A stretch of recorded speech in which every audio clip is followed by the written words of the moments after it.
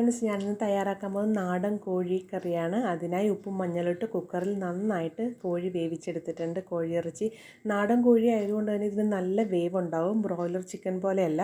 അപ്പോൾ അത് കുക്കറിൽ തന്നെ നമ്മൾ നന്നായിട്ട് വേവിച്ചെടുക്കണം.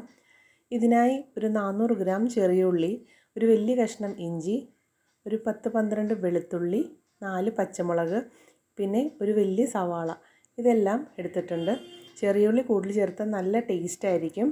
അപ്പോൾ മാക്സിമം ചെറിയുള്ളി തന്നെ യൂസ് ചെയ്യാനായിട്ട് ശ്രദ്ധിക്കുക. പിന്നെ ഒരു പാൻ ചൂടായിട്ടുണ്ട്. അതിലേക്ക് ഒരു 4 ടേബിൾ സ്പൂൺ കോക്കനട്ട് ഓയിൽ ഒഴിച്ചു കൊടുത്തിട്ടുണ്ട്. ഈ എണ്ണയൊന്ന് ചൂടായി വരുമ്പോഴേക്കും നമുക്കിതിലേക്ക് ഇഞ്ചി, വെളുത്തുള്ളി, പച്ചമുളക് ഇവയെല്ലാം ചേർത്ത് നന്നായിട്ടൊന്ന് ഇളക്കി കൊടുക്കാം.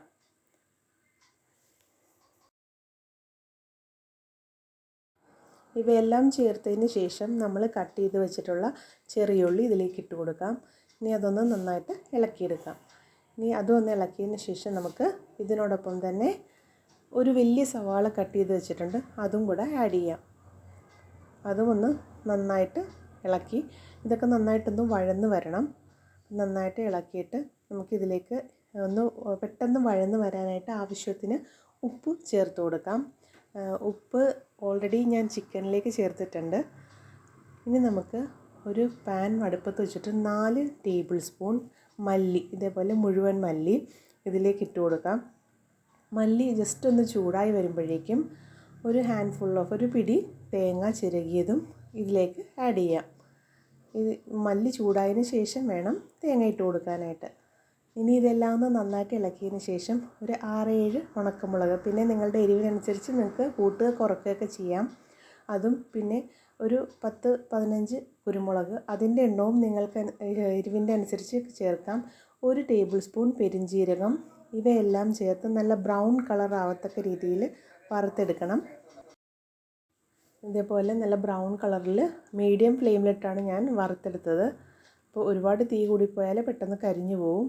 പിന്നെ ഒരു ടിപ്പുള്ളതെന്ന് വെച്ചാൽ നമ്മൾ തേങ്ങ ഒന്ന് മിക്സിയിലൊന്ന് ഗ്രൈൻഡ് ചെയ്തിട്ട് വറുത്താൽ പെട്ടെന്ന് ഒരേപോലെ വറുത്ത് കിട്ടും. ഇനി നമുക്ക് ഇതെല്ലാം കൂടെ മിക്സിയുടെ ജാറിലിട്ടിട്ട് നന്നായിട്ടൊന്ന് അരച്ചെടുക്കാം. ആദ്യം വെള്ളം ചേർക്കാതെ അരച്ചതിന് ശേഷം കുറേശ്ശെ വെള്ളം ഒഴിച്ച് കൊടുക്കാം. ഒരു 1.5 ടീസ്പൂൺ ഗരം മസാല ഞാൻ ഇതിനോടൊപ്പം തന്നെ ആഡ് ചെയ്ത് കൊടുത്തിട്ടുണ്ട്. കുറേശ്ശെ വെള്ളം ചേർത്ത് ഇതുപോലെ നന്നായിട്ട് അരച്ചെടുക്കണം. ഇനി നമ്മുടെ ഉള്ളിയൊക്കെ നന്നായിട്ട് വഴന്ന് വന്നിട്ടുണ്ട്.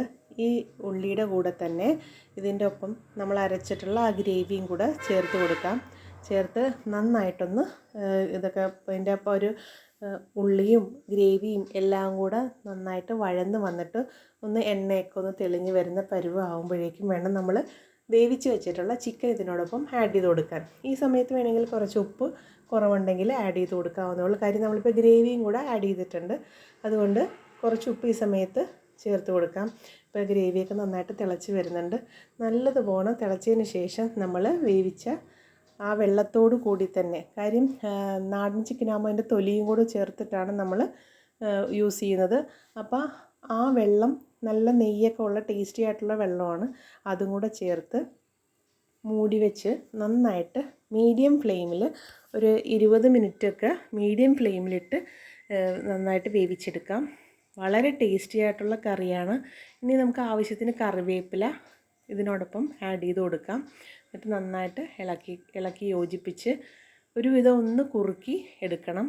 വളരെ ടേസ്റ്റാണ്. എന്തിൻ്റെ കൂടിയും നമുക്ക് കഴിക്കാൻ പറ്റുന്നൊരു കറിയാണ്. പ്രത്യേകിച്ച് നാടൻ കോഴി കിട്ടുമ്പോൾ ഈ റെസിപ്പി തന്നെ ഫോളോ ചെയ്ത് വെക്കാൻ ശ്രമിക്കുക.